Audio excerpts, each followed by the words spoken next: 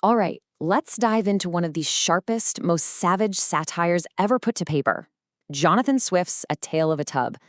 Now, this isn't just about a good laugh. We're going to see how Swift used his words like a surgeon's scalpel, literally operating on what he saw as the diseases infecting his society. So yeah, let's scrub in and get started. Okay, so first things first, we've got to understand the patient on the operating table. From where Jonathan Swift was standing, the early 18th century was, well, it was sick. It was absolutely riddled with problems like religious hypocrisy, this blinding intellectual pride, and just corrupt institutions everywhere you looked. And to expose all these deep-seated issues, he picked up a very particular tool. You guessed it, satire. For him, it was pretty much a form of literary surgery. So this all leads to a really crucial question, right? Can a book actually be a weapon? I mean, really? Well, for Swift, the answer was a huge, resounding yes. A Tale of a Tub wasn't just some story he cooked up. No way. It was a deliberate, calculated attack. It was a scalpel aimed straight for the heart of all that religious and social corruption he saw. So, who exactly was this surgeon? Who was the man wielding the scalpel? Well, Jonathan Swift was an Anglo-Irish clergyman. He was an Anglican priest who, get this, eventually became the dean of St. Patrick's Cathedral in Dublin. And that background is absolutely crucial to understand. It gave him an insider's view, He was on the inside of the very institutions he was about to tear apart with his words. This is what set him up to become the absolute greatest pro-satirist of the 18th century.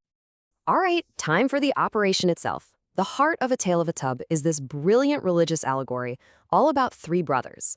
And by taking apart their story, we can see exactly how Swift diagnosed the massive problems he saw within Western Christianity. Okay, so here's the core of the whole thing. You've got a father who is basically God, and he leaves his three sons a simple coat each. These coats, they represent pure religious faith. Simple. But then you have Peter, who stands in for the Catholic Church. He just can't help himself and starts adding all sorts of gaudy ornaments and useless decorations. Then there's Jack, who represents the Protestant dissenters. He goes so nuts trying to strip the coat back to its original form that he just tears it to shreds. And smack in the middle, you have Martin. He's Swift's own Anglican church, trying to carefully and reasonably remove all the extra junk without wrecking the coat. And this is where Swift really twists the knife. The Father's will, which is a pretty clear stand-in for the Bible, right? It gives one simple instruction. Do not add to or diminish from your coats one thread. Super clear. But what do the brothers do? They twist the language, they find loopholes, they come up with the most ridiculous justifications, all so they can follow the latest fashions and feed their own pride. Swift is basically holding up a giant sign saying, look, this is exactly how sacred texts get distorted to serve power and vanity. But hold on, Swift's scalpel wasn't just for religion. Oh no, he widened his attack to operate on the entire intellectual and literary culture of his day. He went after everyone, the writers, the critics, even the bad habits of the readers themselves. Nobody was safe. And man, did he find a lot of diseases to diagnose.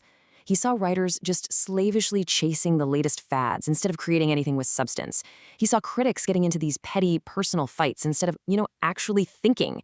He just mocked the way authors would use these endless digressions and obscure references just to sound smart. And don't even get him started on the so-called wit of the day, which he thought was mostly just pretentious nonsense. For Swift, the whole literary world was basically rotting from the inside out with pride and pure laziness. And you gotta love this, Swift knew he was the master of his craft. He absolutely knew it. In this quote, he's basically and very playfully claiming he invented irony. He's saying anyone else who tries it is just a pretender. For him, irony was the #1 tool in his surgical kit. It was the one thing others just couldn't replicate, and it was his special way of cutting right through all the hypocrisy to get to what was real.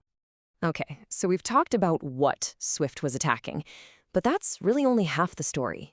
The true genius, the real magic, is in how he did it. His technique.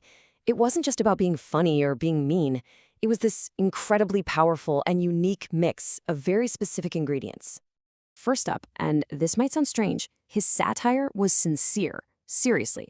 Underneath all those layers of parody and biting mockery, there was a deep, genuine moral conviction. Swift wasn't just tearing things down for the fun of it. He truly wanted to reform abuses and expose vice. His writing always had a purpose. Second, his style was concentrated. Think of it like a potent shot of medicine, or maybe a really strong espresso. His writing is just so sharp, so direct, pungent. Every single word is chosen to deliver this powerful, concentrated dose of meaning. There is zero fluff, nothing is wasted. It's a style that really grabs you and forces you to pay attention. And finally, his writing was just intensely passionate. You can feel it coming off the page. Swift's satire is fueled by this raw, palpable anger against injustice, against corruption, against human stupidity. This was not some detached academic exercise for him. No, this was a gut-level, visceral, emotional response to the world he saw. And this passion is captured perfectly in a phrase Swift himself wanted on his own tombstone. Sava indignatio. It's Latin, and it means fierce indignation. Just think about that. This wasn't just some literary device he used, it was the core of who he was. This fierce, burning anger at the way the world was, that was the engine that drove his satirical scalpel. So, here we are more than 300 years later.